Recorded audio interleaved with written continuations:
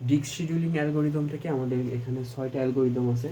First come first serve, shortest seek time first, look, circular look বা C look, scan, circular scan. So এই 6টা থেকে আমাদেরকে 3টা অথবা 2টা দিবে, যেখান থেকে আমাদেরকে 5 মার্ক আসবে।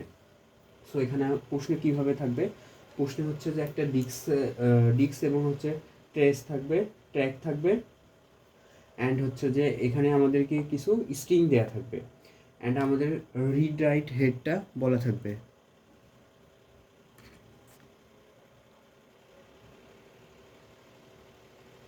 ওকে, রিড রাইট হেডটা বলা থাকবে। সো এই প্রবলেমটা আমরা এখন কীভাবে সলভ করবো সেটা দেখবো। ফার্স্টে আমরা দেখবো হচ্ছে first come first serve. So এখানে আমরা দেখতে পাচ্ছি যে আমাদের রিড রাইট হেড আছে হচ্ছে 53-তে। সো আমাদের এখানে বলা আছে হচ্ছে ট্র্যাক বলা আছে 90। সো আমাদের ট্র্যাক হবে 0 থেকে 89 পর্যন্ত। ওকে, সো আমাদের ট্র্যাক হবে 89 পর্যন্ত এবং আমাদেরকে স্টার্ট দেওয়া আছে 53। সো আমাদেরকে আমরা এখন করব হচ্ছে যে ফার্স্ট কাম ফার্স্ট সার্ভ, এই ডিস্ক শিডিউলিংয়ের ফার্স্ট কাম ফার্স্ট সার্ভ অ্যালগোরিদমটা এখন আমরা করব। সো আমরা ফার্স্টে একটা রেখা টেনে নেব এবং এখানে 0 থেকে 89 পর্যন্ত থাকবে, অ্যান্ড এখানে বলা আছে হচ্ছে যে স্টার্টিং হচ্ছে 53। এখানে হচ্ছে ট্র্যাক না বলে থেকে 0 থেকে 89ও বলা থাকতে পারে। সো যেটা থাকুক আমরা সেভাবে করবো। যদি ট্র্যাক বলা থাকে তাহলে আমরা বিয়োগ করে নেবো, কারণ হচ্ছে 0 থেকে 89 পর্যন্ত টোটালটা যোগ করলে 90 হয়। এখানে বলা আছে 53, আমাদেরকে একটা স্টার্টিং হেড বলা আছে 53। সো আমরা হচ্ছে যে 53-তে একটা স্টার্টিং করব। সো এতটুকু আমাদের হচ্ছে প্রশ্ন থেকে পেয়েছি। এবার আমরা হচ্ছে যে ফার্স্ট কাম ফার্স্ট সার্ভ করবো। ফার্স্ট কাম ফার্স্ট সার্ভ হচ্ছে যেটা আগে আসবে সেটার প্রসেস আগে হবে। ওকে, সেটার সার্ভিসটা আগে হবে। সো এখানে দেখতে পাচ্ছি 12 সবার ফার্স্টে আসছে। ওকে, সো 53 থেকে আমরা ডিরেক্ট 12তে চলে আসবো। সো 53 থেকে ডিরেক্ট 12তে চলে আসবো, তারপরে 34। সো এখান থেকে আমরা 34-এ যাবো, তারপরে 52, তারপরে হচ্ছে 52, এটা হচ্ছে 34, এটা 52। সো এরকম করে একটা ডট ডট দিয়ে দেবো, দেন 52 শেষ, তারপরে হচ্ছে আবার 14-তে আসবো। সো এখান থেকে আমরা 14-তে আসবো। সো এটা যদি লিখি তাহলে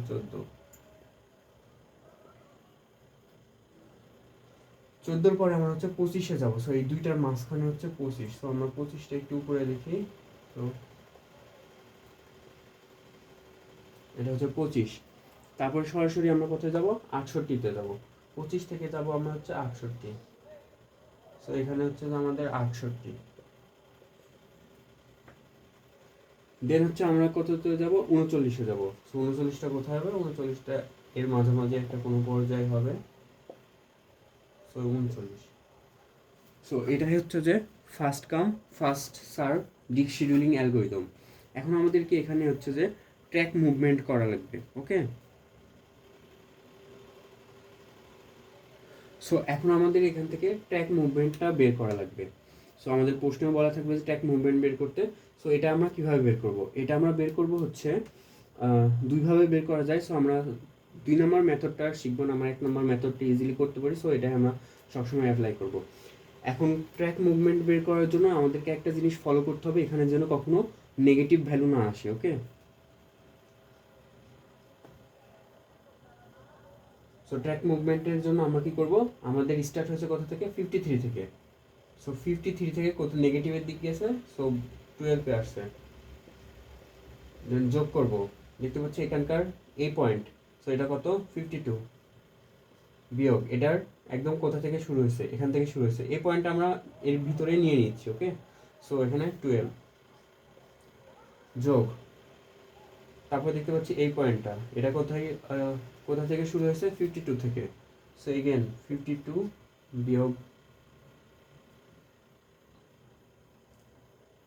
52 বিয়োগ 40 প্লাস, এবার দেখতে পাচ্ছি এটার জন্য এই রেট। সো এটা কোথা থেকে শুরু হয়েছে, মানে শেষ হচ্ছে 68-তে। 68 বড়, সো 68-তে আমরা ফার্স্টে রাখবো, কারণ এখানে নেগেটিভ মান আসা যাবে না। এবং এটা কোথায়, 14-তে। এবার এই রেখাটার জন্য এটা কোথায় সব থেকে বড় ভ্যালু, কিন্তু 68। সো 68, এখানে একটা প্লাস হবে, 68 এবং এটা কোথায় শেষ হয়েছে 39।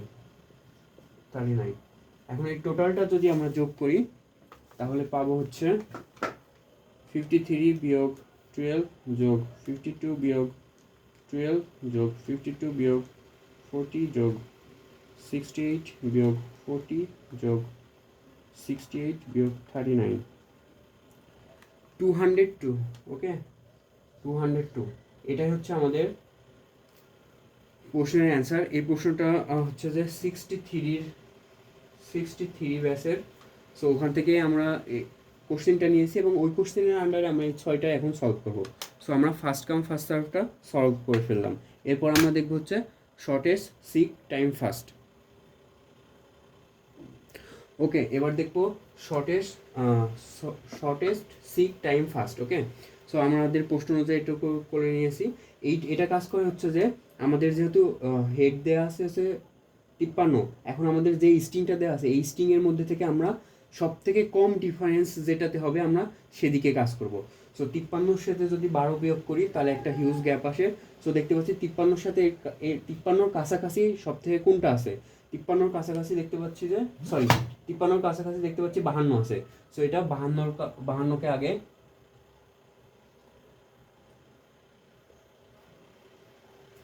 যার ডিফারেন্স সব থেকে কম হবে সেটা, যদি 54ও থাকতো এই পাশে যদি 56ও থাকতো তাহলে ও 54-র কাছে আগে যেত। ওকে, সো যার ডিফারেন্স কম হবে সেটা। এখন 53-র সাথে ডিফারেন্স সবগুলো বের করে দেখছি যে 52 সব থেকে কম, সো 52। এবার দেখবো এই 52-র সাথে এগুলোর মধ্যে সব থেকে ডিফারেন্স কার হবে। 52-র সাথে এর মধ্যে সব থেকে ডিফারেন্স কম হওয়ার সম্ভাবনা আছে 39, আর একটা হচ্ছে 68। সো 52-র সাথে যদি 68 করি তাহলে ডিফারেন্স হয় 16, আর 52-র সাথে যদি 39-এর করি তাহলে ডিফারেন্স হয় 13। সো 13-র ডিফারেন্স সব থেকে কম, সো আমরা হচ্ছে 39-এরকে এক্সিকিউট করব। এবার দেখব আমাদের এখান থেকে 52 আর হচ্ছে যে 39-এর কাজ শেষ। এবার দেখব 39-এর সাথে বাকি যেগুলো আছে এর ডিফারেন্স সব থেকে কম কার হবে। সো 34-এর ডিফারেন্স সব থেকে কম হবে, সো 34-এ আসবে। এবার দেখবো 34-এর, সো আমার 34-ও শেষ। এবার দেখবো 34-এর সাথে বাকিগুলোর মধ্যে সব থেকে কম ডিফারেন্স কার হবে। সো 34-এর সাথে যদি দেখি তাহলে 25-এর হবে, সো 25। এবার দেখবো 25-এর সাথে এই সবগুলোর মধ্যে ডিফারেন্স কার সব থেকে কম। সো আমার এখান থেকে 34 শেষ, 25 শেষ।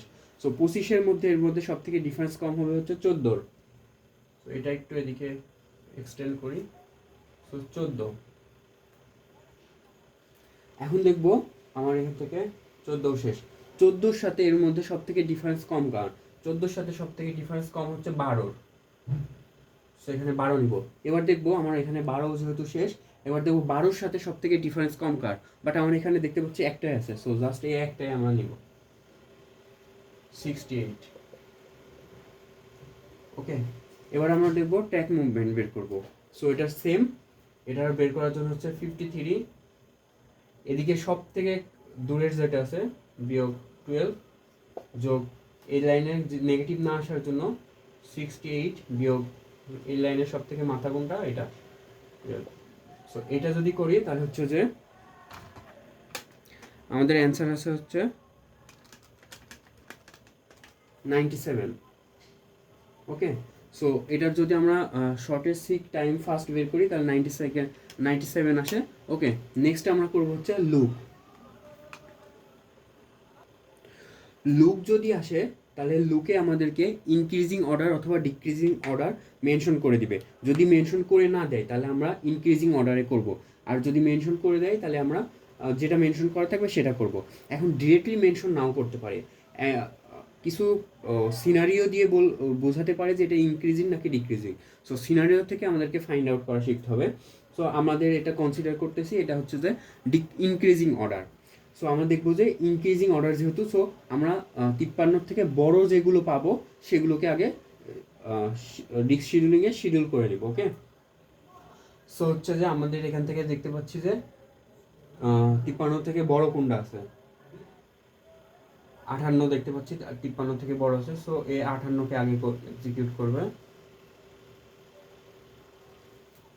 তারপরে 58-র পরে আর কিছু আছে না, আর যেহেতু পরে কিছু নাই, সো এই 58 থেকে সে সরাসরি 53-তে আসবে, এসে মানে ওর নিউট্রাল পজিশনে আসবে।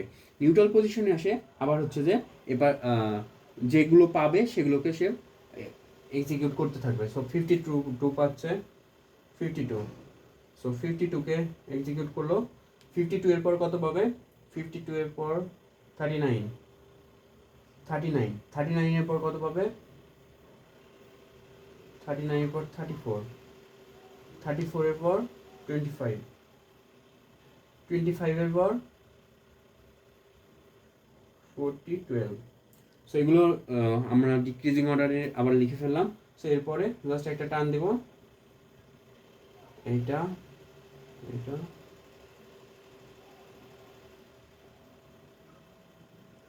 এগুলো দেওয়া মানে হচ্ছে শিডিউলিং করা হয়ে গেছে। ওকে, সো এটার যদি আমরা এখন ট্র্যাক মুভমেন্ট বের করি তাহলে এটা হবে 53, সরি 53 না, যেহেতু 53 থেকে বড় আছে 68 বিয়োগ 53 যোগ 68 বিয়োগ হচ্ছে 12। সো এটা টোটালটা হবে হচ্ছে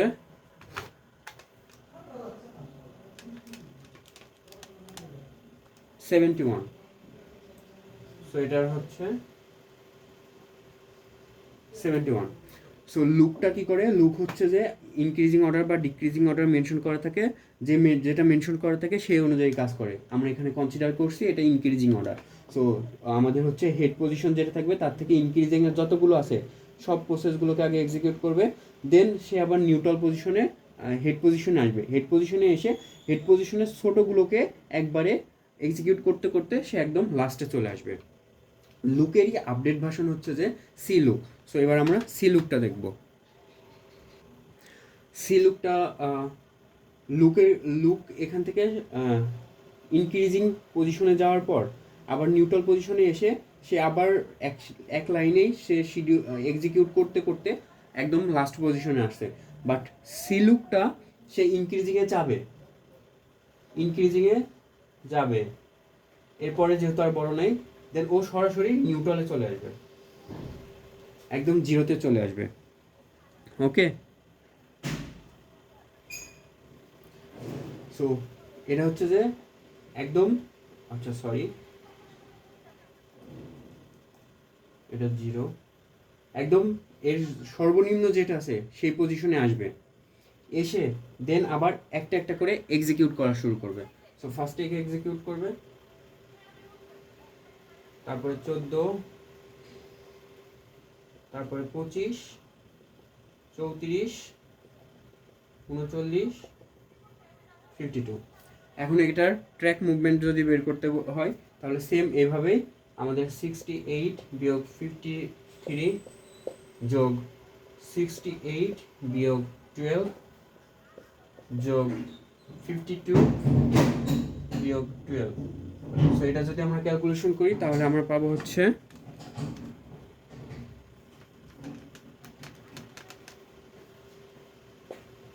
111। সো এভাবে হচ্ছে যে আমাদের এটা হচ্ছে সি লুক। ওকে, সি লুকটা এভাবে কাজ করে। সো লুকটা হচ্ছে যে ইনক্রিজিং অর্ডারে, সো ইনক্রিজিংয়ে গেছে এবং তার সর্বনিম্নটাকে সিরিয়ালি এক্সিকিউট করছে। বাট সি লুকটা হচ্ছে সে ইনক্রিজিংয়ে যায়, গিয়ে আবার তার সর্বনিম্ন পজিশনে আসবে, এসে আবার ইনক্রিজিং অর্ডারেই সে এক্সিকিউট করবে। সো এটা হচ্ছে যে সি লুক এবং লুকের ডিফারেন্স। এরপর আমরা দেখব হচ্ছে স্ক্যান এবং সি স্ক্যান। সো এই লেখাগুলো আমি আর মুছতেছি না, বাট পরীক্ষার খাতাতে এগুলো মুছা থাকবে। ওকে, সো হচ্ছে যে আমরা এখন দেখব স্ক্যান। স্ক্যানটা কি করে? স্ক্যানটা হচ্ছে যে এটার অর্ডার মেনশন করে দেওয়া থাকবে, ইনক্রিজিং অর্ডার নাকি ডিক্রিজিং অর্ডার। সেম সি স্ক্যানেও অর্ডার মেনশন করে দেওয়া থাকবে, ইনক্রিজিং নাকি ডিক্রিজিং। সো আমরা এখান থেকে এই টোটাল 4টা ডিক্স অ্যালগোরিদমেরই আমাদের অর্ডার মেনশন করে থাকবে, যেটা ইনক্রিজিং অর্ডারে করব নাকি এটা হচ্ছে যে ডিক্রিজিং অর্ডারে করব। সো আমাদের স্ক্যান এবং সি স্ক্যান, স্ক্যানের আপডেট ভার্সন হচ্ছে সি স্ক্যান, যেমন লুকের update version C look, same. Okay, so আমরা এখানে কনসিডার করতেছি এটা হচ্ছে যে ইনক্রিজিং অর্ডারে থাকবে। সো ইনক্রিজিং অর্ডারে এখন আমরা এটা করব। সো 53 থেকে বড় কোনটা আছে? 68 আছে। সো 68কে করবে এক্সিকিউট করবে। দেন এ যেহেতু ইনক্রিজিং অর্ডার, এটা যেহেতু ইনক্রিজিং অর্ডার, সো এ সরাসরি 89 পর্যন্ত চলে যাবে। এখন 89-এ যাওয়ার পরে সে যখন ব্যাক করবে, ব্যাক করে সে নিউট্রাল পজিশনে আসবে। নিউট্রাল পজিশনে এসে সে 53 থেকে ছোট যেগুলো আছে সেগুলোতে এক্সিকিউট করা শুরু করবে। সো 53 থেকে ছোট আছে 52, 39,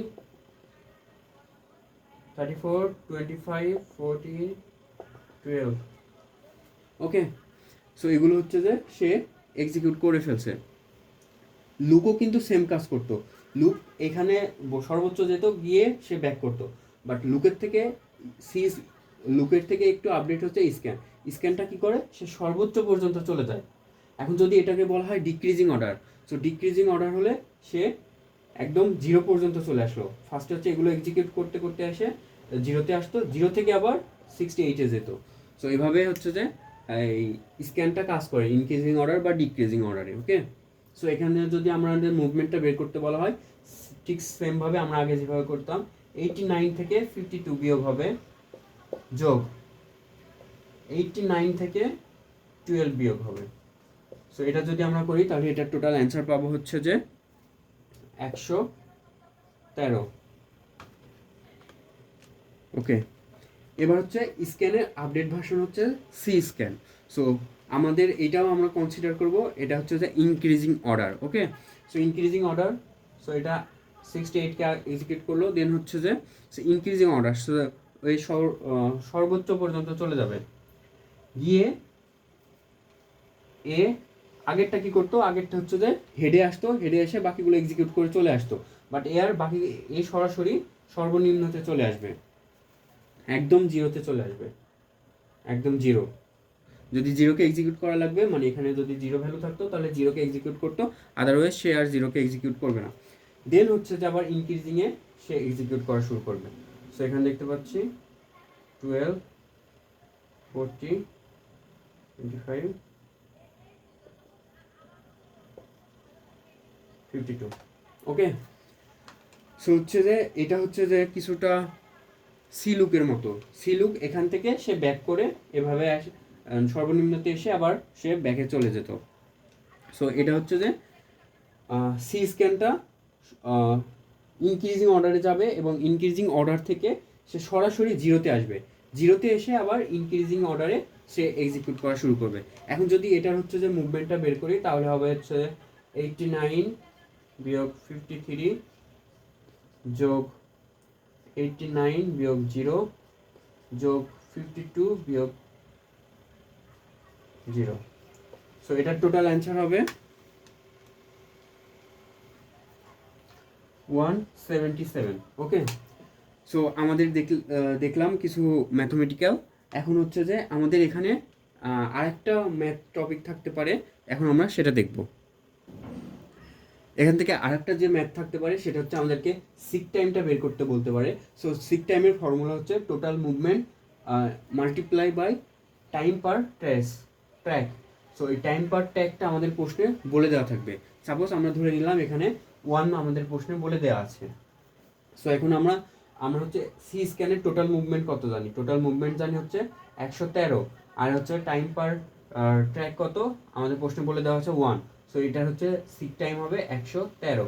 সেম, এখন যদি আমাদের সি স্ক্যানের টাইম পার ট্র্যাক দেওয়া থাকে হচ্ছে 2, এবং আমাদের এখানে টোটাল মুভমেন্ট কত বাড়াইছে 177, তাহলে 177-এর সাথে জাস্ট আমরা 2 গুণ করে দেবো, তাহলে হচ্ছে আমাদের সিক টাইমটা পেয়ে যাব।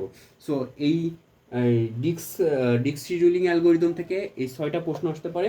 এই 6টার মধ্যে থেকে আমাদেরকে হচ্ছে যে সিক টাইম আর হচ্ছে যে টোটাল মুভমেন্টটা বের করতে আসতে পারে। সো এইভাবে আমরা করে ফেলবো, এখান থেকে টোটাল 5 মার্ক আসবে।